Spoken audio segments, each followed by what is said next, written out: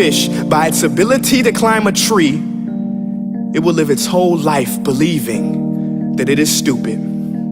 Ladies and gentlemen of the jury, today on trial we have modern day schooling. Glad you could come. Not only does he make fish climb trees, but also makes them climb down and do a 10-mile run. Tell me, school, are you proud of the things you've done? Turning millions of people into robots, do you find that fun? Do you realize how many kids relate to that fish? Swimming upstream in class, never finding their gifts, thinking they are stupid, believing they are useless? Well, the time has come, no more excuses.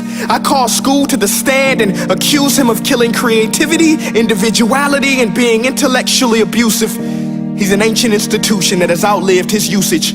So, Your Honor, this concludes my opening statement, and if I may present the evidence of my case, I will prove it. Proceed. Exhibit A. Here's a modern day phone. Recognize it? Here's a phone from 150 years ago. Big difference, right? Stay with me. Here's a car from today, and here's a car from 150 years ago. Big difference, right? Well, get this. Here's a classroom of today, and here's a class we used 150 years ago. Now ain't that a shame? In literally more than a century, nothing has changed. Yet you claim to prepare students for the future? But with evidence like that, I must ask, do you prepare students for the future or the past?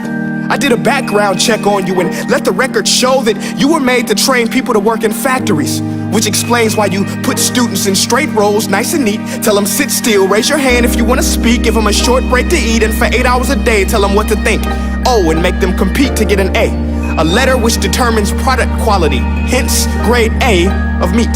I get it. Back then, times were different. We all have a past. I myself am no Gandhi. But today, we don't need to make robot zombies. The world has progressed. And now we need people who think creatively, innovatively, critically, independently, with the ability to connect. See, every scientist will tell you that no two brains are the same. And every parent with 2 or more children will confirm that claim. So please explain why you treat students like cookie cutter frames or snapback hats, giving them this one-size-fits-all crap. Watch your language. Sorry, Your Honor, but if a doctor prescribed the exact same medicine to all of his patients, the results will be tragic. So many people would get sick, yet when it comes to school, this is exactly what happens. This educational malpractice, where one teacher stands in front of 20 kids, each one having different strengths, different needs, different gifts, different dreams, and you teach the same thing the same way? That's horrific. Ladies and gentlemen, the defendant should not be acquitted. This may be one of the worst criminal offenses ever to be committed. And let's mention the way you treat your employees. Objection. Overruled. I want to hear this. It's a shame. I mean, teachers have the most important job on the planet, yet they're underpaid? No wonder so many students are short-changed. Let's be honest, teachers should earn just as much as doctors, because a doctor can do heart surgery and save the life of a kid, but a great teacher can reach the heart of that kid and allow him to truly live. See, teachers are heroes that often get blamed, but they're not the problem.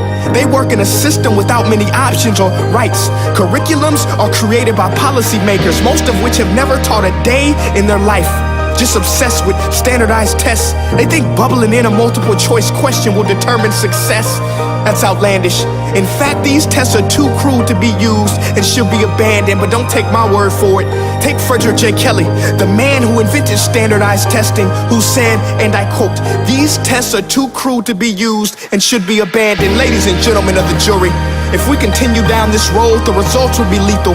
I don't have much faith in school, but I do have faith in people. And if we can customize healthcare, cars, and Facebook pages, then it is our duty to do the same for education, to upgrade it, change it, do away with school spirit, because that's useless. Unless we're working to bring the spirit out of each and every student, that should be our task. No more Common Core. Instead, let's reach the core of every heart in every class. Sure, math is important, but no more than art or dance. Let's give every gift an equal chance. I know this sounds like a dream, but countries like Finland are doing impressive things. They have shorter school days. Teachers make a decent wage. Homework is non-existent, and they focus on collaboration instead of competition. But here's the kicker, boys and girls. Their educational system outperforms every other country in the world. Other places like Singapore are succeeding rapidly. Schools like Montessori, programs like Khan Academy. There is no single solution, but let's get moving. Because while students may be 20% of our population, they are 100% of our future. So let's attend to their dreams, and there's no telling what we can achieve. This is a world in which I believe, a world where fish are no longer forced to climb trees. I rest my case.